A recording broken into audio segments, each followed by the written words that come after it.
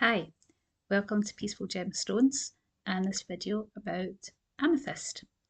In this video we're going to cover what amethyst is, where it is found, the history of amethyst and its historical uses, leading on to its modern uses and the spiritual beliefs around amethyst.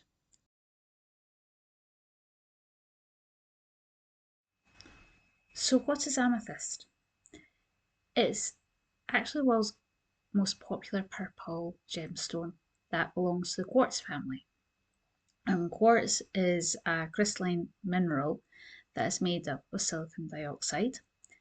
Amethyst itself has been used for personal adornment for over 2000 years and in modern times has become associated as the birthstone for February.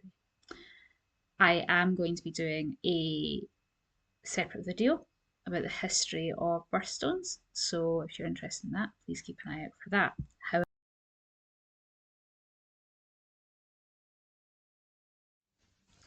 So now we're moving on to where can you find amethyst. So amethyst is formed in very specific conditions, and these conditions require a silica-rich fluid, it requires heat and cavities, and this all needs to coincide at the same time. And they're often found in hydrothermal veins and volcanic cavities. So that's geologically where you find it. And it's also worth noting that it takes amethyst millions of years to grow in those specific conditions. So where in the world do amethysts grow? So amethyst is actually found worldwide, but from a commercial perspective, when you buy amethyst, where is it likely coming from? It's likely coming from Brazil, in particular the state of Rio Grande do Sul. And Brazil accounts for the vast majority of the world's commercial amethyst. I have seen figures stating that they produce up to 90% of the world's amethyst. However, I can't verify that. So all I can say is they do produce the majority of it. However, Brazil is not the only country with mines producing amethyst for the commercial market. Another country is Uruguay, which, although the mining operation there is smaller, the amethyst that they mine is known for having an unparalleled depth of colour to it. And the last country that's worth noting is Zambia. They have become a rising star as a key player in recent decades. With the Kariba, I think I pronounced that right, amethyst, which is named after this amazing lake in Zambia. And it's that amethyst particularly sought after for its clarity and reddish colour in certain lighting.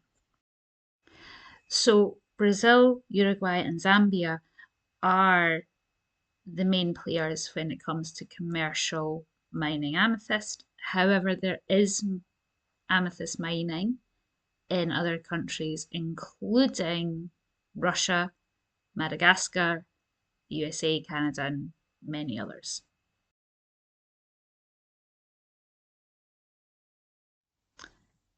The history of amethyst I personally have found very interesting. The name itself comes from the ancient Greek word amethystos. Now, I do not speak even modern Greek, so I'm hoping I've pronounced that correctly. But even if I haven't, I can tell you that that word means not intoxicated. And this comes from the Greek ancient Greek belief that the stone would protect you against drunkenness. The early Greeks seen a similarity between the colour of the stone and the colour of their wine, and this linked it to legends of the god of wine and pleasure, Dionysus. But they didn't just value the stone for its protection against it having too good a time. They actually valued it as a stone that had the ability to foster peace and balance. So ancient Greece was not the only place or the only ancient civilization that valued amethyst. Ancient Egypt did as well. In fact, it was associated with royalty and was often used in funerary possessions, as it was believed to offer spiritual protection in their afterlife. During the Middle Ages and the Renaissance, which roughly speaking ran from about the 5th century to the 17th century, amethyst became popular for its belief that it symbolised piety and royalty. The purple hues were associated with the divine, spiritual wisdom and power, and so became very popular with the elite classes and the clergy. So now on to the modern uses. So it's no great surprise when I say that amethyst is used in jewellery and for home decoration. Bookends, ornaments, so on and so forth. But one area you may not be aware that it's used in is in industry. And scientists and engineers are actually actively exploring its industrial applications. And this is because of the structure of amethyst and quartz, that it can create piezoelectricity, which basically means when it's put under certain stresses, it can create its own electrical charge. So theoretically, amethyst could be used for sensors, picking up vibrations and things like this. Amethyst is also used in the beauty industry, either through rollers that you can apply to your skin, or creams where the amethyst has been crushed up and mixed in. Some do believe that it helps calm down inflammatory skin conditions, helps with the microcirculation of the skin, and to help regenerate new skin cells. I will say that in my own research, I have found no scientific evidence to back those claims. But you may have found evidence elsewhere. The only thing I will say is it's supposed to be an excellent exfoliator when mixed in with a cream when it's crushed down.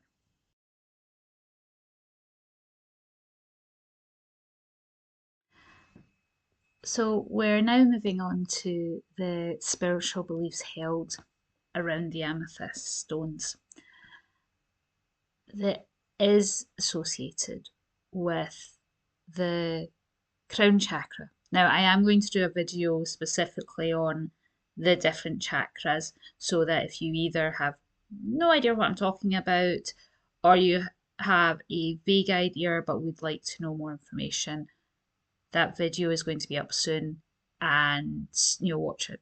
You'll know what I'm talking about. But back to specifically amethyst, it is considered to be a master stone for spiritual seekers, as it's believed to open the gateway to facilitate a deeper understanding of the universe, of life's mysteries. It is believed to help create a protective light barrier around the aura to deflect negative energy. It's also believed to help those anxiety, to calm frayed nerves, quiet a chaotic mind, to help release grief and emotional pain. And many believe that it helps when meditating, as it helps deepen the practice, quietens the mind, allows better focus. I appreciate not everyone watching this video or any of my videos going forward will hold these spiritual beliefs. And this is why I have phrased things the way I have, in particular in this section of the video. There are many of us just find the stones pretty. They're just a nice thing to have. But the point of this video, all my videos going forward, is to give you all the information about amethyst that I can in one place, and I would be doing you a disservice if I did not include this information. And so, as we come to the end of this video, the first video on my channel, I hope that you have enjoyed learning not just about like the spiritual side of amethyst, but also what actually the stone is and where it comes from. And the bit I really enjoyed finding out about was the history, the how it was used in ancient civilizations and even in slightly more modern history. This is the structure of all my videos going forward when it comes to the gemstones. And I hope that you will continue to watch them. I hope you find enjoyment from them. And I hope you will tune in for the next video, which is going to be on ametrine.